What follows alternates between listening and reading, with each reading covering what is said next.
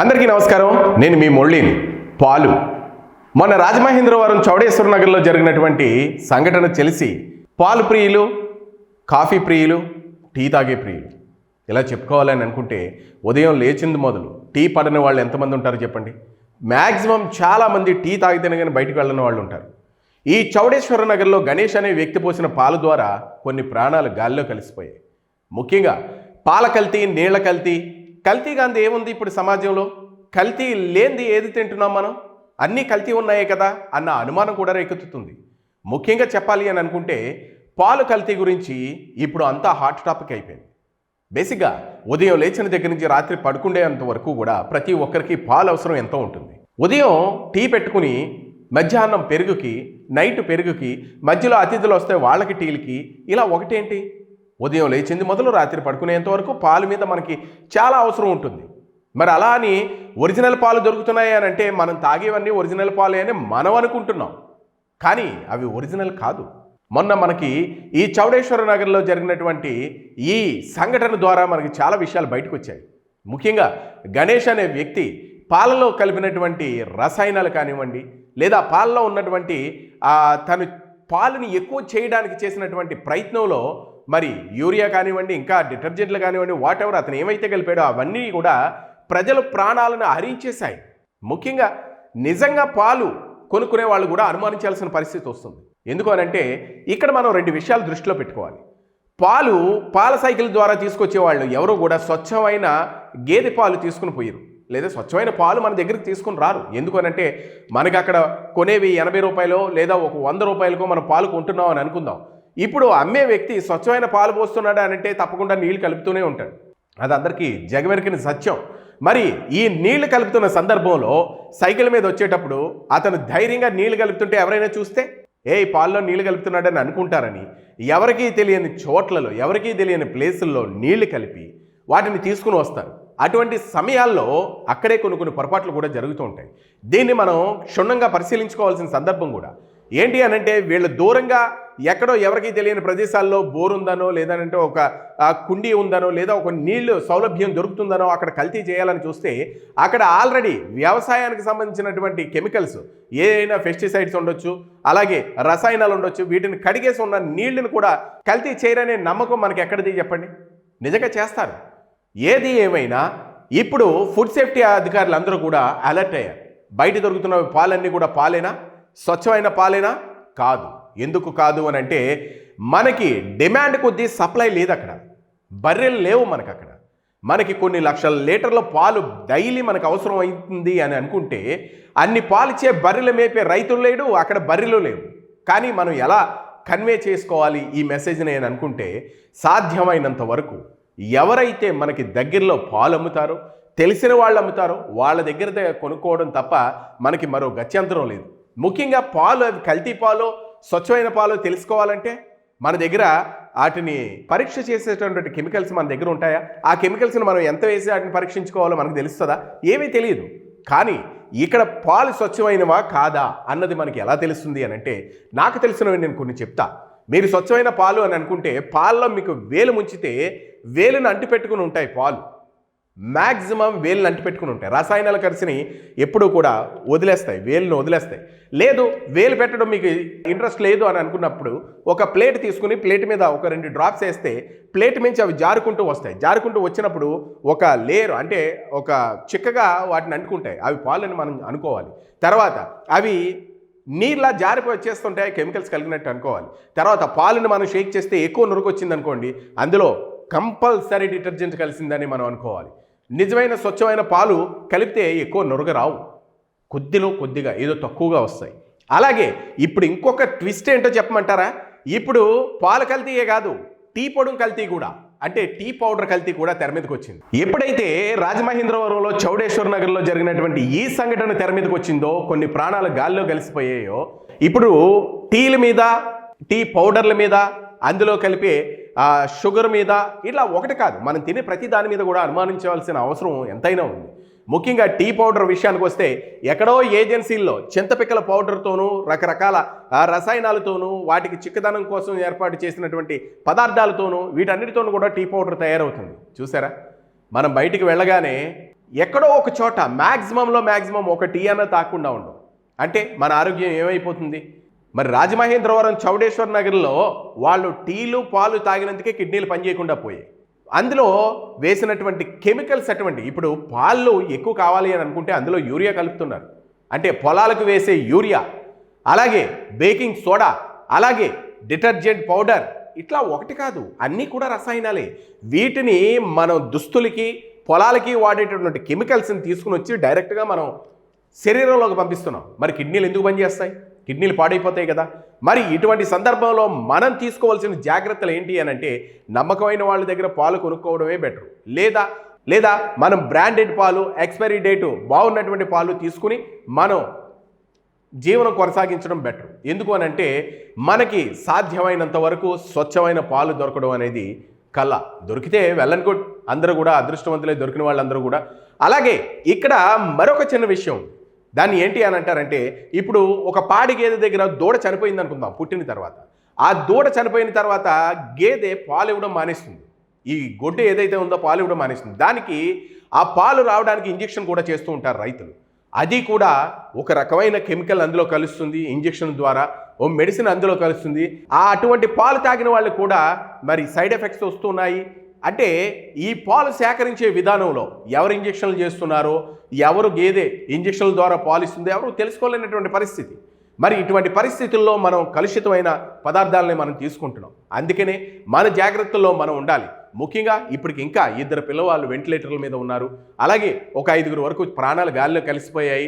ఈ పాలు ఇంత చిన్న విషయం, పాలు అనగానే చిన్నప్పుడు ఒక పాలు దొరకాలి అని అనుకుంటే ఓ లీటర్ పాలు 2 లీటర్ల పాలు చాలా తక్కువకి దొరికేవి. అలాగే తక్కువ రేటుకే దొరికేవి. ఎక్కువ పాడి ఉండేది కాబట్టి, ఎక్కువ పశువులు ప్రతి ఒక్కరి ఇళ్లలో ఉండేవి కాబట్టి. ఇప్పుడు పశువులు తక్కువైపోయాయి, పాలు వినియోగం ఎక్కువైపోయింది. అందుకని మీరు గమనించారో లేదో, ఫంక్షన్లో కూడా మనం ఇన్నాళ్ళు ఒక ఫంక్షన్ జరిగింది అని అంటే పాలు సేకరించి వాటిని కాచి పెరుగు తోడుపెట్టి ఫంక్షన్లో వడ్డించేవారు. ఇప్పుడు అలా కాదు, మనకు బకెట్లో రెడీమేడ్గా దొరికేస్తున్నాయి. ఆ బకెట్స్ని మనం తీసుకురావడం, గరిటితో తీయడం, వేయడం. అది నిజమైన పెరుగా కాదా అన్నది మనకు అనవసరం. పెరిగేసామా లేదా అన్నది ముఖ్యం. నిజం చెప్పాలి అని అనుకుంటే ఇది కూడా మ్యాక్సిమం పెరుగు కాదనే చెప్పాలి. పాల పౌడరు, ఇంకా కొద్దిగా పాలు, ఇవన్నీ వేసి తయారు చేస్తారు అన్న మాట నేను కూడా బయట విన్నది.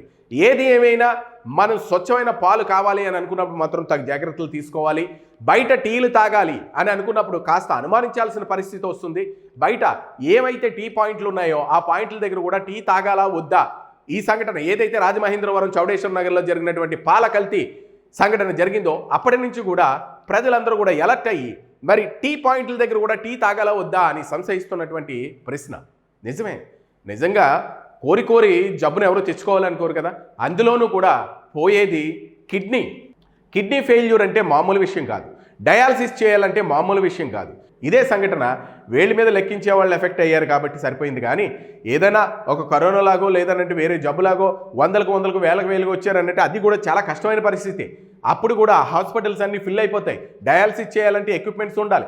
ఇంత ప్రాసెస్, ఇదంతా జరగాలి, ఇదంతా చెయ్యాలి అని మనం కోరుకోకూడదు. కానీ పాలు వాడుకునేటప్పుడు మాత్రం చాలా జాగ్రత్తగా ఉండాలి. ఎవరు పాలు తీసుకొస్తున్నారు, నమ్మకమైన వాళ్ళ దగ్గర పాలు కొంటున్నావా లేదా అన్న విషయం కావాలి. అలాగే పాలుని మనకి ప్రభుత్వం కూడా మనకు ఒక చిన్న విషయం ఒకటి నేర్పించాలి. అవి కల్తీ పాలా కాదా అన్నది చాలా సింపుల్గా మనం టెస్ట్ చేసుకునే విధానాన్ని మనం ముందుకు తీసుకొస్తే ఇంకా బాగుంటుంది. ఎవరైతే పాలు పోస్తున్నారో అక్కడే మనం ఆ స్ట్రిప్పో లేదనంటే వాళ్ళు ఏదైతే మనకిస్తారో దాన్నో పెట్టి మనం పరీక్షించుకున్నట్లయితే స్వచ్ఛమైన పాలైతే మనం తాగడానికి ఉంటుంది. స్వచ్ఛమైన కానీ అన్నప్పుడు మనం ప్రశ్నించడానికి ఉంటుంది. ఎప్పుడైతే మనకి ఇటువంటి ఎక్విప్మెంట్స్ మార్కెట్లో దొరుకుతున్నాయో మనకి కల్తీ చేసేవాళ్ళు కూడా భయపడతారు. ఎందుకు అనంటే వాళ్ళ దగ్గర ఈ ఎక్విప్మెంట్ ఉంటుంది, మనం కటకటాలు పాలు అవుతామేమో అన్న భయం వాళ్ళకే ఉంటుంది. అందుకనే ప్రభుత్వాలు కూడా ముందుకొచ్చి ఇటువంటి కల్తీ పాలను కనిపెట్టేటటువంటి చిన్న పరికరాలు కానివ్వండి, లేదా ఇప్పుడు మనకి షుగర్ టెస్ట్ చేస్తూ ఉంటాం అట్లాంటి పేపర్స్ కానివ్వండి, అలాగే మనకి పెట్రోల్ బంకుల దగ్గర చెక్ చేయడానికి లిట్మస్ పేపర్ అని ఇస్తారు. అటువంటి పేపర్స్ కానివ్వండి, అంటే వాట్ ఎవర్ ఏదైనా మనం పరీక్ష చేయడానికి ఇటువంటి సింప్లిఫై విధానంలో మనకి ప్రభుత్వాలు ముందుకు తీసుకుని వస్తే మనం కల్తీ పాలా కాదా అన్నది కనిపెట్టి మన ఆరోగ్యాలు మనం కాపాడుకోవడానికి ఉంటుంది. ఏది ఏమైనా ఇవన్నీ తీసుకురావడానికి కొద్దిగా టైం పడుతుంది కాబట్టి మనం ముందుగానే ఈ కల్తీ పాలు విషయాన్ని మనం అర్థం చేసుకొని అవి కల్తీయో కాదో ఎలా నిర్ధారించాలి అని అనుకుంటే పాలు మనం తీసుకొచ్చిన తర్వాత మనం ఆ పాలలో వేలు పెట్టి చూస్తే చేతికి అంటుకుంటాయి స్వచ్ఛమైన పాలు ఏవైనా సరే. అదే కెమికల్ కలిపినవి చేతికి అంటుకోవు. లేదు ఒక ప్లేట్ మీద వేసి మీరు ఒక ఓరగా ఎలా తీస్తే ఒక జాడ వస్తుంది, చిక్కగా ఓ లేయర్ ఫామ్ అయితే అది పాల కింద మనకు లెక్క. లేదు కెమికల్ ఫాల్ అయితే డ్రాప్ అయిపోతాయి. తర్వాత మనకి షేక్ చేస్తే పాలు ఎక్కువ నురుగొచ్చాయి అనుకోండి, అందులో కంపల్సరీ డిటర్జెంట్ కలిసినట్టే లెక్క, లేదా కెమికల్స్ కలిసినట్టే లెక్క. తర్వాత మనకి పెరుగు తోడు పెట్టినప్పుడు టేస్ట్ లేకుండా, మజ్జిగ చేస్తున్నప్పుడు పెరుగు చేస్తున్నప్పుడు వెన్న ఏదైతే రాదో అటువంటి అన్నీ కూడా కెమికల్స్తో ఉన్నటువంటివే. మీరు గమనించండి, ఒక గ్లాస్ పెరుగు తోడు పెట్టి చిలకరించుకోండి, చల్ల చేస్తారు కదా, అట్లా చిలకరిస్తే మనకి వెన్న లేయర్ ఫామ్ అవుతుంది అని అంటే అవి పాలు కిందే లెక్క. మనకి కెమికల్స్లో ఎప్పుడు కూడా వెన్న రాదు. దీన్ని దృష్టిలో పెట్టుకుని మీరు చేయండి. అంటే మనం పాలు కొంటున్నాము అని అంటే బయట నుంచి పెరుగు బకెట్టో లేదా ఇన్స్టెంట్గా దొరికినటువంటి పెరుగునో మనం తీసుకొచ్చుకునే కంటే ఒక 1/2 లీటర్ ఎక్కువ కొనుక్కుని ఆ పాలని మనం ఎప్పుడైతే పెరుగు కింద తోడుపెట్టి మనం చిలకరించుకొని వెన్న తీయడానికి ప్రయత్నం చేసామో అప్పుడు మనకి వెన్న వస్తే అది స్వచ్ఛమైన పాలు, వెన్న రాకపోతే కల్తీ పాలు. దయచేసి మీరు ప్రతిదీ కూడా తస్మాత్ జాగ్రత్త. ఏది ఏమైనా ఒక 2 డ్రాప్స్ 1 డేలో కిడ్నీలు పోతున్నాయి. మనం టీ తాగినివ్వండి, పెరుగు తాగినివ్వండి, మజ్జిగ తాగినివ్వండి, ఏదైతే తాగినివ్వండి, ఏది ఎవరు తాగినా సరే 1 or 2 డేస్లో కిడ్నీలు ఫెయిల్యూర్, డయాలసిస్ చేయాల్సిన పరిస్థితికి వచ్చేస్తున్నాయి. మరి మీరు జాగ్రత్త, తస్మాత్ జాగ్రత్త. బయట తాగే కాఫీలు టీలు కానివ్వండి, అలాగే బయట తినే పాల పదార్థాలు కానివ్వండి, ఏదైనా సరే మీరు కక్కుర్తి పడద్దు. మీ ఆరోగ్యం మీ చేతుల్లోనే ఉంది. చాలా జాగ్రత్తగా మీరు మీ ఆరోగ్యాన్ని కాపాడుకోవాలి అంటే మీ చేతుల్లోనే ఉంది. కాబట్టి ప్రతిదీ కూడా క్షుణ్ణంగా పరిశీలించి పరీక్షించి మీరు ముందుకు వెళితే మీ ఆరోగ్యం ఇంకా బాగుంటుంది. అందులోనూ కూడా మనకి పల్లెటూళ్ళ నుంచి కొన్ని పాలు దొరుకుతూ ఉంటాయి. కొద్దిగా ఒక 20 రూపాయలు 30 రూపాయలు ఎక్స్ట్రా అయినా పర్వాలేదు, మన ఆరోగ్యం కన్నా ముఖ్యమా అని మీరు పల్లెటూళ్ళ నుంచి పాలు తీసుకుని వచ్చి మీరు వాటిని వాడితే బాగుంటుంది. అలాగే తక్కువ డబ్బులకు వస్తున్నాయి కదా అనేసి ఇలాంటి గణేష్ లాంటి వ్యక్తుల దగ్గర మనం తీసుకుంటే ఇదిగో కిడ్నీలు పాడైపోవడం, హాస్పిటల్ పాలవడం, తర్వాత మన బ్రతుకు గోవింద. ఏది ఏమైనా ఇప్పుడు టీ పాయింట్స్ దగ్గర కూడా ఈ కల్తీ వ్యవహారం బయటకు వచ్చింది. కాబట్టి టీలో వాడే పత్తా టీ పొడి ఏదైతే ఉందో టీ పౌడర్, ఆ టీ పౌడర్ కూడా కల్తీదే అని ఇప్పుడు తేలుతూ వస్తుంది. ఇప్పుడు తీగలాగితే డొంకంతా బయటకు వచ్చినట్లు ప్రతిదీ కల్తీ అయిన ప్రతి విషయం కూడా తెర మీదకి వస్తుంది. తెర మీదకు వచ్చిన తర్వాత ఫుడ్ సేఫ్టీ అధికారులు కూడా కొరడా జులిపిస్తున్నారు. కాకినాడలో కూడా పాల సేకరణ కేంద్రాల మీద వాళ్ళు రైడ్ చేయడం జరిగింది, పాల శాంపిల్స్ తీసుకున్నారు. అలాగే రాజమహేంద్రవరంలో కూడా జరుగుతుంది. మొన్న గణేష్ అనే వ్యక్తి ఎక్కడైతే పాలు సప్లై చేశాడో అక్కడ ఆ పాల ద్వారా తయారు చేసినటువంటి పాల పదార్థాలు కానివ్వండి, అలాగే పాలు కానివ్వండి, ప్రతిదీ కూడా బయట పారబోసేయండి, అటువంటి తినొద్దు అనేసి మన కలెక్టర్ గారు కూడా చెప్పడం జరిగింది. ఏది ఏమైనా మీరు మాత్రం తీసుకునే పదార్థాలు కానివ్వండి, తాగే ద్రవాలు కానివ్వండి, ఏదైనా మీరు తస్మాత్ జాగ్రత్త. బయట బాదం మిల్క్ దొరుకుతుంది అని చాలామంది విచ్చల విడిగా తాగుతూ ఉన్నారు. అది బాదం మిల్క్ కాదు. బాదం మిల్క్ అని అంటే పైన 2 పొరలు బాదం పిక్కలు వేసేసి చెక్కేసిన బాదం పౌడర్ జల్లేస్తే అది బాదం పాలు కాదు. బాదం పౌడర్ అనే దాన్ని తీసుకుని వచ్చి నీళ్లలో మరిగించి అందు మీద బాదం పీసులు చిన్న చిన్న ముక్కల కింద వేస్తే అవి బాదం పాలు కాదు. దయచేసి మీ ఆరోగ్యం మీ చేతుల్లోనే ఉంది. ఇటువంటి తాగడానికి చాలా తీయగా ఉంటాయి, తర్వాత మన బ్రతుకంతా నరకంగా మారుతుంది. కాబట్టి మీరు ప్రతిదీ క్షుణ్ణంగా పరిశీలించిన తర్వాత ఆలోచించి నిర్ణయం తీసుకోండి. ముఖ్యంగా మీరు పాలు పోయించుకునేటప్పుడు అనుమానించడం మీ హక్కు. ఎందుకు అనంటే ఇప్పుడు జరిగినటువంటి సంఘటన అటువంటిది. రాజమహేంద్రవరంలో చౌడేశ్వర్ నగర్లో జరిగినటువంటి సంఘటన ఆధారంగా పోసిన పాలు ఖచ్చితమైనవా, రసాయనాలతో కూడినటువంటివా అన్నది మీరు పరీక్షించుకోవడం మీ కర్తవ్యం. మీ ఆరోగ్యం మీ చేతుల్లోనే ఉంది. టీ తాగకపోతే ప్రాణాలు పోవు. ఈరోజు మనం టీ తాగకపోతే ప్రాణం పోదు, కానీ టీ తాగితేనే ప్రాణం పోతుంది. కల్తీ పాలతో తయారు చేసినటువంటి పాలుతో టీ ఎప్పుడైతే పెట్టామో అప్పుడే మన ప్రాణం పోతుంది, కిడ్నీలు పోతాయి.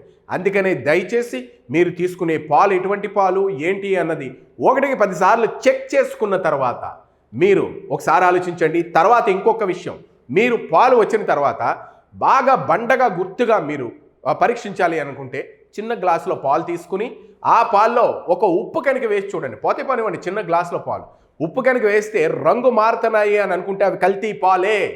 లేదు వెంటనే ఉప్పు కనుక వేయగానే విరిగిపోయాయి అనుకోండి, స్వచ్ఛమైన పాలు. ఇన్ని పాలే తీసుకోండి. అర్థమైందా? మన ఆరోగ్యం కంటే ఏది ముఖ్యం కాదు. తస్మాత్ జాగ్రత్త. ప్రతి ఒక్కరూ మనకి లైఫ్ ముఖ్యం, మన జీవితం ముఖ్యం, మన పిల్లలు ముఖ్యం, మన ఇంటి వాళ్ళు ముఖ్యం, అందరూ ముఖ్యం. అందుకనే మనం ఆరోగ్యంగా ఉందాం, మన కుటుంబ సభ్యులు ఆరోగ్యంగా ఉందాం. ఎవరు ఆరోగ్యంగా లేకపోయినా మన జీవితం అస్తవ్యస్తం అవుతుంది, మనసు కకావికలం అవుతుంది. కానీ కొనే పాలు 100 రూపాయల పాలే అయినా మన జీవితాన్ని శాసిస్తున్నాయి. అందుకనే టీలు తాగినంత వరకు మనం సేఫ్గా ఉంటాం. కానీ స్వచ్ఛమైన పాలు దొరికితే టీలు తాగండి. అందులోనూ కల్తీ ఉన్న టీ పౌడర్ కూడా బయట విచ్చలవిడిగా దొరుకుతుంది. దాన్ని కూడా అబ్జర్వ్ చేయండి. పాలు టీ పౌడర్ అనే కాదు, మనం తినేది ప్రతిదీ కల్తీ ఉంది అని లైట్ తీసుకోకండి. ఎప్పుడోకప్పుడు ఇదిగో రాజమహేంద్రవరం చౌడేశ్వర్ నగర్లో జరిగినటువంటి సంఘటన ఆధారంగా బలి పశువులు అవ్వడం అవ్వకపోవడం అనేది మన చేతుల్లోనే ఉంది. తస్మాత్ జాగ్రత్త. ఫుడ్ సేఫ్టీ అధికారులు కూడా ఇప్పుడు ఎక్కడే పడితే అక్కడ ఈ పాల సేకరణ కేంద్రాల మీద వాళ్ళు రైడ్ చేస్తున్నారు. మరి దాని విధంగా కూడా మార్పు రావచ్చు. మీరు మాత్రం పాలు కొనేటప్పుడు జాగ్రత్తగా ఉండండి. నేను చెప్పిన చిట్కాలు పాటించండి. వీటి ద్వారా కొద్దిగా అయినా మీరు స్వచ్ఛమైన పాలు అని గమనించడానికి ఆస్కారం ఉంటుంది. మరి మీకు కూడా స్వచ్ఛమైన పాలని ఎలా కనిపెట్టాలి అనే టిప్స్ తెలిస్తే కామెంట్ రూపంలో తెలియజేయండి. ఈ వీడియోను లైక్ చేయండి, షేర్ చేయండి. Thank you.